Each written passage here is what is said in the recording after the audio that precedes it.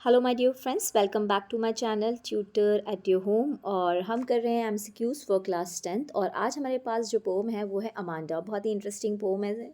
Amanda एक ऐसी लड़की है इसके अंदर जो एकदम फ्री रहना चाहती है। उसके मदर जो हैं उसको बहुत सारी इंस्ट्रक्शंस देती हैं, लेकिन वो बिल्कुल मानना नहीं चाहती। कभी वो मरमेड बनना चाहती है, कभी वो ऑर्फन बनना चाहती है, कभी वो रैपंजल बनना चाहती है। तो बहुत ही इंटरेस्टिंग पोम थी ये। चलिए देख लेते हैं एग्ज़ाम के अकॉर्डिंग हमारे लिए क्या इंपॉर्टेंट क्वेश्चंस हो सकते हैं। तो पहला प्रश्न है, the poem Amanda is composed by, किसने लिखी है पोम अमांडा? तो ये लिखी है रॉबिन क्लेन ने। ओके। फिर क्वेश्चन नंबर 2 आपसे पूछता है, stop that slouching and sit up straight, which of these figure of speech has the poet use in the above line? मतलब यहाँ पर कौन सी फिगर ऑफ स्पीच यूज़ हुई है? देखिए आप देख सकते हैं ना, अभी तक हमने ज़्यादातर क्या निकाली है, एलिट्रेशन निकाली। कैसे पता चलेगा कि एलिट्रेशन है? ये शब्द एस से स्टार्ट हो रहा है, ये एस से स्टार्ट हो रहा है, ये एस से स्टार्ट हो रहा है, ये एस से स्टार्ट हो रहा है। मैंने आपको पहले भी बताया कि एलिट्रेशन का मतलब ये होता है कि एक ही लाइन में आपके जो शब्द हैं एक जैसे लेटर से अगर स्टार्ट हो रहे हैं, एक जैसा साउंड दे रहे हैं। यहाँ पर ये सारे लेटर एस, कॉन्सोनेंट एस है ना, उससे स्टार्ट हो रहे हैं। तो अगर जब ऐसा होता है तब वहाँ पर क्या होता है, एलिट्रेशन होता है। तो यहाँ पर क्या है, alliteration. Which of these cause acne according to the speaker in the poem Amanda? Amanda poem में किस चीज़ की वजह से क्या हो जाएगा, एक्ने मतलब पिंपल हो जाएंगे फेस पर।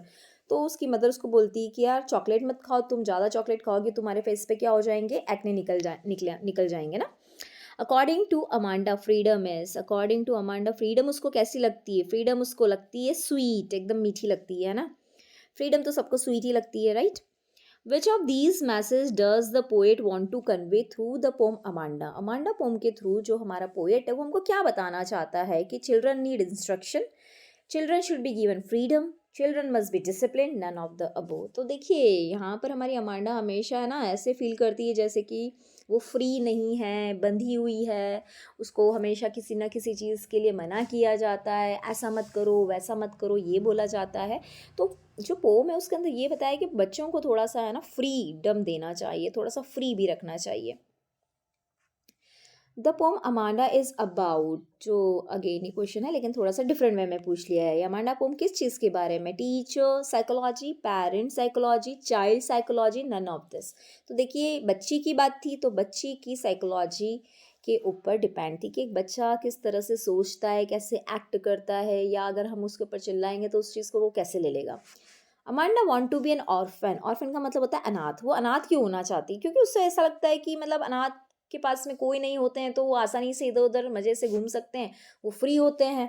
तो इसलिए उसे लगता है to enjoy the freedom that an orphan has, मतलब जो फ्रीडम ऑर्फन के पास होती है वो अगर मुझे चाहिए तो मुझे तो क्या होना चाहिए था, मुझे तो ऑर्फन होना चाहिए था। क्वेश्चन नंबर 8 देख लेते हैं।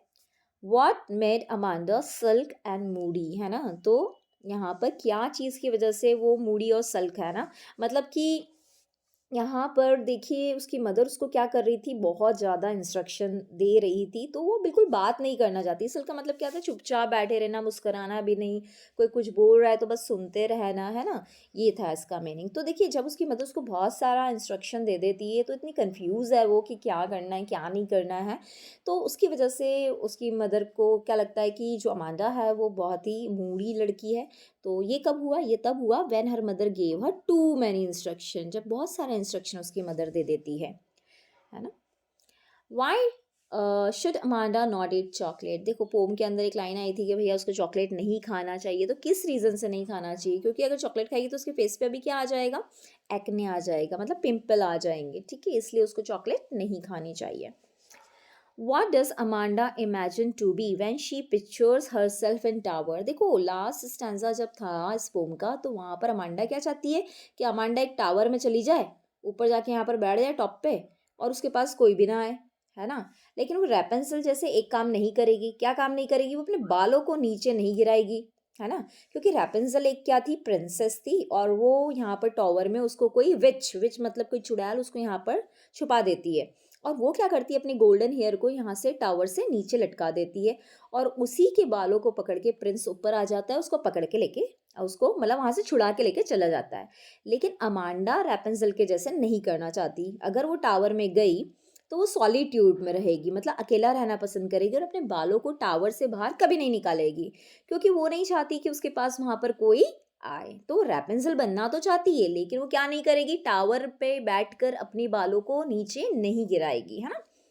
तो वो क्या बनना चाह रही थी, क्या इमेजिन करती है अपने आप को? वो अपने आप को इमेजिन करती है वो को क्या बन जाए, रैpunzel बन जाए, है ना? और रैpunzel कौन थी? रैpunzel एक प्रिंसेस थी, जिसको विच ने पकड़ के कहाँ रख दिया था? टावर के अंदर रख दिया था, और उसको बचाने कौन आया था? एक प्रिंस आया था। ओके। सो ये थे हमारे 10 इंपॉर्टेंट क्वेश्चंस। आई होप आपको ये सारे क्वेश्चंस अच्छे से समझ में आए होंगे। छोटा सा चैलेंज है, 10 मिनट का आप ज़रूर लीजिए। यहाँ मैं आपके सारे जो ऑब्जेक्टिव्स हैं हर लेसन के कवर कर रही हूँ। धीरे धीरे ये सब कंप्लीट करने के बाद हम एक्सट्रैक्ट्स पे भी आ जाएंगे, और अगर हमको और ज़्यादा टाइम मिलेगा, अच्छा खासा अगर टाइम मिल गया, तो I will cover your grammar also. Okay, तब तक के लिए स्टे ट्यून्ड विथ मी, और शेयर करते रहिए, लाइक करते रहिए, सब्सक्राइब करते रहिए। Thank you so much.